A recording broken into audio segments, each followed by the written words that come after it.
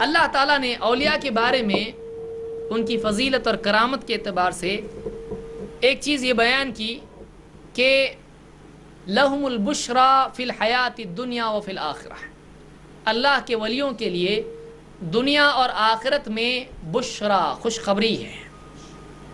بشرا کے معنی کیا ہوتے ہیں؟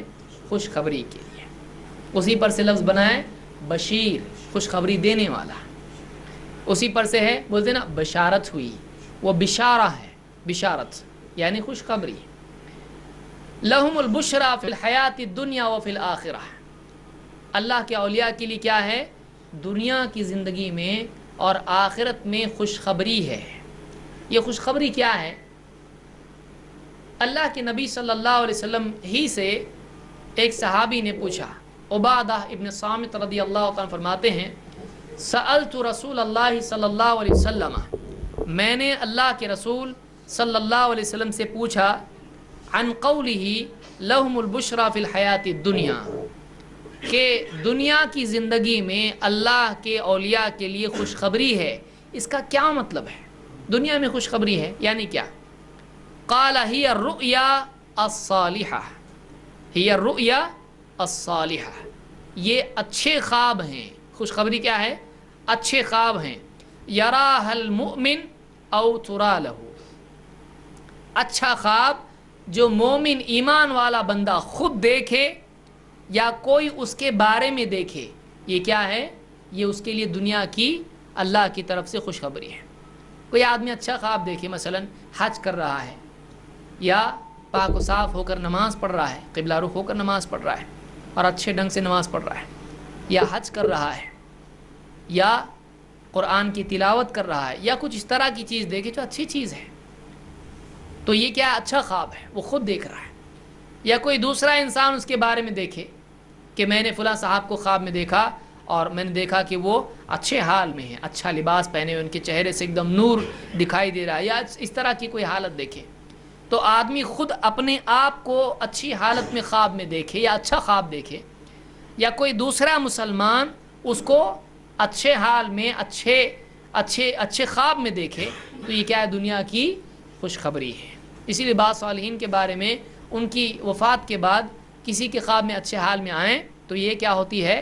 اچھی علامت ہوتی ہے، لیکن یہ دلیل نہیں ہوتی ہے کہ کوئی آدمی میرے خواب میں ایسا ہوا، ایک بابا آئے بولے کل سے تیرے اوپر نماز معاف اور داڑھی صاف اور تو پار ہو گیا، تیرا نام جنت کی لسٹ میں عابد دیکھ کے آرام ہے، نماز نہیں بھی پڑھا چلے گا، روزہ نہیں بھی رکھا چلے گا، اب تو کیا کر، فلانی درگاہ پہ جا اور وہاں کا فقیر بن کے زندگی گزار۔ اب خواب میں ایسا اس نے دیکھا، اور بہت نورانی بابا تھے، ایک دم سفید داڑھی، ایک دم ہرا امامہ، ہرا جبہ، ایک دم دیکھا۔ ایسا خواب اگر کوئی دیکھتا ہے تو یہ اچھا ہے، بولے جنت کا نام آیا نا اس میں، اچھا نہیں تو کیا برا ہے کہ جنت اچھی ہے نا؟ ایسا نہیں ہے، اس میں وہ کیا بول رہا ہے؟ نماز تیرے اوپر معاف اور داڑھی صاف، اور تو جا کے کیا بن جا؟ فقیر بن جا، کدھر کا؟ بیوی بچے سار۔ کیا اسلام میں ہے یہ؟ اسلام میں نہیں ہے۔ ہم کو اللہ کے گھر کا کعبہ کا فقیر بننے کے لیے اللہ نے بولا نہیں، حج کے لیے ہم کو کہا ہے، وہاں کا کعبہ کا فقیر بولا ہم کو بننے کے لیے، تو درگاہ کا فقیر بننا کہاں سے آیا ہے؟ اسلام۔ اس طرح سے اگر بہت سارے لوگ بتاتے ہیں، آ کے لوگ ہم اس سے بھی خواب بیان کرتے ہیں، اپنے عجیب و غریب خواب رہتے لوگوں کے، میں نے خواب میں ایسا دیکھا۔ تو اس طرح کا خواب اگر کوئی آتا ہے کہ جو چاہے کتنا اچھا دکھائی دے لیکن شریعت کی مخالفت جس میں ہو، شریعت کی مخالفت جس میں ہو، ایسا خواب صحیح ہو سکتا ہے؟ نہیں ہو سکتا ہے، چاہے وہ کتنا ہی خوبصورت ہو، نہریں بہری دکھ رہا اس میں، پرندے اڑ رہے اس میں، کھانے کو اچھا میٹھا میٹھا دکھ رہا، اس میں جلیبی دکھائی دے رہی، اس میں کیا کچھ نہیں، لڈو دکھائی دے رہے، ایک دم اچھا خواب۔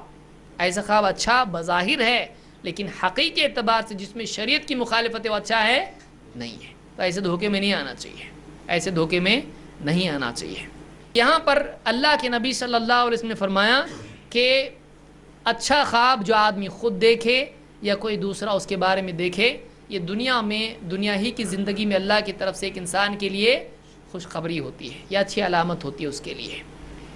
جیسے کوئی آدمی اللہ کے نبی صلی اللہ علیہ وسلم کو آپ کی اصل حالت میں جیسے آپ کی حدیثوں میں آئی ہے اس حال میں آپ کو دیکھے اور آپ اس کو کوئی ایسی بات بتائیں جو واقعی شریعت کے مطابق ہو. لیکن اگر آدمی دیکھتا ہے کہ شریعت کی مخالفت ہے تو یہ خواب نبی صلی اللہ علیہ وسلم کا ہو سکتا ہے نہیں, کیونکہ آپ اپنی زندگی میں بھی کبھی خلاف شریعت بات نہیں کہتے تھے, وفات کے بعد کیسے کہہ سکتے ہیں؟ تو یہ دھوکہ ہوا ہے اس کو, اس نے کچھ اور ہی سمجھ لیا, کسی اور کو نبی سمجھ رہا ہے یہ. اسی لیے صحابہ ابن عباس بھی ہیں, ابن سیرین بھی ہیں, جب کوئی کہتا کہ میں نے خواب میں اللہ کے نبی صلی اللہ علیہ وسلم کو دیکھا تو کہتے تھے بتاؤ کیسا دیکھا, کیسا دکھتا تھا جس کو تم نے دیکھا؟